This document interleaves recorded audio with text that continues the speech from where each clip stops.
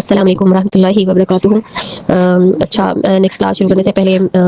وضو کا جو صحیح طریقہ میں نے بتایا ہے لاسٹ کلاس میں، اس میں سے ایک مسٹیک ہو گئی کہ جیسے ایک فلو میں ہم بسم اللہ الرحمن الرحیم کہنے کی ہم لوگوں کو عادت ہوتی ہے، تو میں نے اس فلو میں کہہ دیا کہ واش روم جانے سے پہلے جو ہے اگر ہمیں وضو کرنا ہے تو واش روم جانے سے پہلے ہم بسم اللہ الرحمن الرحیم پڑھیں گے۔ تو اس میں جو ہے وہ قاعدہ یہ ہے کہ بسم اللہ صرف پڑھیں گے جیسے ہم واش روم میں انٹر ہوتے ہیں تو اس کی دعا یہی ہے، بسم اللہ اللہم انی اعوذ بک من الخبث والخبائث۔ اسی طرح جب ہم اگر وضو کی نیت سے واش روم میں جا رہے ہیں تو خالی بسم اللہ ہی بولیں گے، پوری بسم اللہ نہیں پڑھنی، صرف بسم اللہ بس، بسم اللہ الرحمن الرحیم نہیں پڑھیں گے۔ تو یہ مجھ سے ایک غلطی ہو گئی تھی وضو کا صحیح طریقہ بتانے میں نے کہا اس کی میں اصلاح کر لوں۔ تو کائنڈلی آپ جب سب وضو کا طریقہ لکھیں تو اس میں خاص طور پر یہ مینشن کریں کہ وضو کرنے سے پہلے خالی جو ہے وہ بسم اللہ کہنا ہے، بسم اللہ پڑھنی ضروری ہے یا بسم اللہ کہنا ضروری ہے۔ السلام علیکم ورحمۃ اللہ وبرکاتہ۔ اب اپنا وضو السلام علیکم ورحمۃ اللہ وبرکاتہ۔ کیسے ہیں آپ سب؟ امید ہے کہ سب اللہ سبحانہ تعالیٰ کی ان سے ایمان اور صحت کی بہترین حالت میں ہوں گے انشاءاللہ۔ اچھا، وضو کے طریقے تو وضو کا طریقہ تو کمپلیٹ ہو گیا تھا، لیکن جو ایک چیز رہ گئی وہ فجر کے وضو کے حوالے سے ہے کہ فجر میں جو ہے شیطان جو ہے وہ رات انسان کے ناک کے بانسا میں گزارتا ہے، تو اس لیے اس کا فجر کی نماز میں جو لوگ ایک دفعہ یا دو دفعہ اپنے آرگنز کو وضو میں دھوتے ہیں، ان کی عادت ہے کہ وہ ایک دفعہ دھوتے ہیں یا دو دفعہ دھوتے ہیں، تو ان کے لیے ہے یہ میسج کہ وہ ناک میں پانی چڑھائیں گے 3 دفعہ اور 3 دفعہ ناک جھاڑیں گے، کیونکہ ایسا ہی حدیث میں ہے کہ شیطان ناک کے بانسا میں رات گزارتا ہے، اور صبح جب وضو کریں گے فجر کے لیے یا تہجد کے لیے تو 3 دفعہ ناک جھاڑیں گے سو کر اٹھنے کے بعد۔ تو یہ ایک بات رہ گئی تھی، وہ آپ کو بتا دی انشاءاللہ۔ اور السلام علیکم ورحمۃ اللہ وبرکاتہ۔ اعوذ باللہ من الشیطان الرجیم، بسم اللہ الرحمن الرحیم، ان الحمد للہ نحمده ونستعینه ونستغفره ونعوذ باللہ من شرور انفسنا ومن سیئات اعمالنا، من يهده الله فلا مضل له ومن يضلل فلا هادي له، واشهد ان لا اله الا الله وحده لا شريك له واشهد ان محمدا عبده ورسوله۔ السلام علیکم ورحمۃ اللہ وبرکاتہ۔ آج ہم نواقض الوضو کے بارے میں انشاءاللہ پڑھیں گے۔ میں نے کہا تھا کہ غسل کا ٹاپک ہم کریں گے، لیکن میں نے مناسب یہ سمجھا کہ اب وضو کے احکامات پڑھے تھے تو اب ہم وضو کو توڑ دینے والی چیزوں کے بارے میں پڑھتے ہیں۔ نواقض الوضو کا مطلب ہے وضو کو توڑ دینے والی چیزیں۔ تو ان شاء اللہ غسل کا میں رات تک یا پھر کل تک انشاءاللہ پوسٹ کر دوں گی، اور سب سے معذرت خواہ ہوں، میری طبیعت ٹھیک نہیں تھی اس لیے جو ہے میں پوسٹ نہیں کر سکی، بہت دن لیٹ ہو گیا، تو انشاءاللہ آج سے دوبارہ سے انشاءاللہ شروع کرتے ہیں۔ نواقض الوضو میں جو سب سے پہلی چیز ہے وہ ہے الخارج من السبیلین مطلقاً، سبیلین سے کوئی بھی چیز خارج ہو، کوئی بھی چیز، مطلقاً کا مطلب یہ ہوتا ہے کہ کوئی بھی چیز اگر سبیلین سے خارج ہو۔ سبیلین جو ہے وہ کہتے ہیں پہلے سامنے جو ہے جسے ہم پیش پاس کرتے ہیں، یورین پاس کرتے ہیں تو اس کو ہم کہتے ہیں دبر، اور جہاں سے ہم سٹول پاس کرتے ہیں اس کو ہم کہتے ہیں دبر۔ تو ان سے جو بھی چیز خارج ہوگی، تو چاہے وہ ہوا ہو یا یورین ہو یا پھر سٹول ہو، اور بھی کوئی چیز ہو تو وہ خارج ہو، جیسے کوئی واٹرنگ ہے یا کوئی اور جس بھی قسم کا ڈسچارج ہے اس سے وضو ٹوٹ جائے گا۔ اور دوسرا اس میں یہ ہے کہ کچھ لوگ کہتے ہیں کہ خون نکلنے سے، جسم کے کسی حصے سے خون نکلنے سے یا قے سے یا الٹی سے یا کسی زخم وغیرہ سے پس نکلے، پھیپ نکلے تو اس سے جو ہے وضو ٹوٹ جاتا ہے۔ تو راجح قول یہ ہے کہ اس سے وضو نہیں ٹوٹتا، اور اس کی جو دلیل ہے وہ مختارات الجلیلہ میں ہے، صفحہ نمبر 21 پر، کہ خون کے الٹی اور ان چیزوں سے وضو نہیں ٹوٹتا، نہ تھوڑے سے اور نہ ہی زیادہ سے، اور اس کی حدیث میں کوئی دلیل بھی نہیں ہے، نہ اس کی کوئی قرآن میں دلیل ہے اور نہ ہی اس کی کوئی حدیث میں دلیل ہے کہ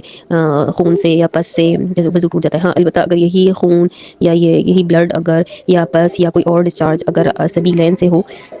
ویجائنا سے ہو یا پھر اینس سے ہو تو پھر وضو ٹوٹ جاتا ہے۔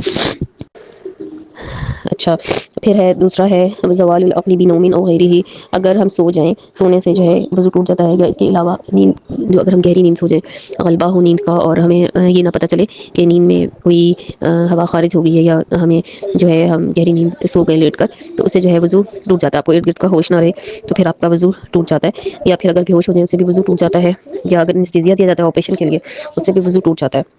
یا کومے میں کوئی چلا جائے تو اس سے بھی وضو ٹوٹ جاتا ہے۔ اگلا ہے اگر عورت کو، بیوی کو جو ہے کوئی اس کا شوہر چھوئے شہوت کے ساتھ اور فیلنگس کے ساتھ اگر اس کو چھوئے اور اسے کوئی ڈسچارج ہو جائے تو اس سے وضو ٹوٹ جاتا ہے۔ اگر آپ کو اتنا کنٹرول ہے کہ آپ اپنی بیوی کو بوسو کنار کریں اور اس سے جو ہے وضو آپ کا کوئی ڈسچارج نہ ہو تو اس سے پھر وضو نہیں ٹوٹے گا، لیکن اگر آپ اپنی بیوی سے بوسا کرتے ہیں وضو کر کے یا وضو کی حالت میں، اور اگر اسے ڈسچارج نہیں ہوتا وضو نہیں ٹوٹے گا، اور اگر ڈسچارج ہو جاتا ہے تو اسے وضو ٹوٹ جائے گا۔ اس میں جو دلیل ہے وہ حدیث ہے جس میں رسول اللہ صلی اللہ علیہ وسلم وضو فرماتے ہیں، اور حضرت عائشہ رضی اللہ تعالیٰ عنہا کو وہ بوسا دیتا اور نماز کے لیے تشریف لے جاتے اور وضو نہ فرماتے تھے، اس کی دلیل یہ والی حدیث ہے۔ پھر ہے اس کے بعد اگلا پوائنٹ ہے ومس الفرجی، یعنی شرمگاہ کو چھونا، جو میں نے سبھی لائن کا بتایا تھا، چاہے وہ قبول ہو یا دوبر ہو، یعنی آپ ویجائنا کو چھو لیں یا آپ جو ہے اینس کو چھو لیں، یعنی پیش والی جگہ کو چھو لیں، تو اسے جو ہے وہ وضو ٹوٹ جاتا ہے۔ اس میں علماء کا بہت شدید اختلاف ہے کہ بعض، کیونکہ اس میں دو احادیث بھی آتی ہیں، ایک میں ہے کہ فلمس الذکر فلیتوضا، کہ جب اگر آپ اپنی شرمگاہ کو چھو لے جو کوئی، وہ وضو کر لے۔ اور دوسری حدیث میں ہے کہ ایک شخص نے فرمایا کہ نبی صلی اللہ علیہ وسلم سے پوچھا اس نے کہ کیا شرمگاہ کو چھونے سے وضو ٹوٹ جاتا ہے؟ تو رسول اللہ صلی اللہ علیہ وسلم نے فرمایا کہ نہیں، یہ تیرے جسم کے بعض حصوں کی طرح ایک گوشت کا ٹکڑا ہے، تو اس سے جو ہے وہ نہیں، وضو نہیں ٹوٹتا۔ تو یہ دونوں حدیث بالکل صحیح ہیں، مرفوع حدیث ہے۔ اس میں علماء نے تطبیق کی ہے کہ اگر جو ہے آپ بغیر کپڑوں کے اگر آپ چھو لیں شرمگاہ کو، تو اس سے جو ہے وضو ٹوٹ جاتا ہے، اور اگر آپ کپڑوں کے ساتھ آپ کا ہاتھ لگے یا چھو لیں تو اس سے آپ کا وضو نہیں ٹوٹتا۔ اس میں احتیاط کا پہلو یہی ہے کہ اگر آپ کا ہاتھ لگ جائے شرمگاہ پہ یا چھو لیں آپ اس کو، تو آپ اس سے وضو کر لیں تو بہتر ہے۔ باقی یہ احتیاط کا پہلو ہے۔ باقی بعض علماء نے کہا ہے کہ اگر آپ، وہی بات ہے کہ فیلنگس سے چھوئیں گے تو وضو ٹوٹ جائے گا، اور اگر فیلنگس سے نہیں چھوئیں گے، ایسے ہی آپ کا کپڑے پہنتے ہوئے ہاتھ لگ گیا یا ویسے ہی ان انٹینشنلی آپ نے آگا پر ٹچ ہو گیا، تو آپ اس میں وضو نہیں کریں گے۔ لیکن احتیاط کا پہلو ہے کہ علماء تو یہی کہتے ہیں کہ کر لینا چاہیے۔ اچھا، اگلا جو پوائنٹ ہے اس میں وہ یہ ہے کہ جب میت کو غسل دیا جاتا ہے تو ہمارے یہاں یہی ہے کہ وہ وضو کر لے یا غسل کر لے، تو اس کا وضو جو ہے وہ ختم ہو جاتا ہے غسل دینے والے کو۔ تو اس میں بھی راجح قول یہی ہے کہ اس کی کوئی حدیث نہیں ہے، اس کی کوئی دلیل نہیں ہے کہ میت کو جو ہے اگر وہ دیا ہے، غسل دیا ہے، تو وہ اس کا وہ خود غسل کر لے،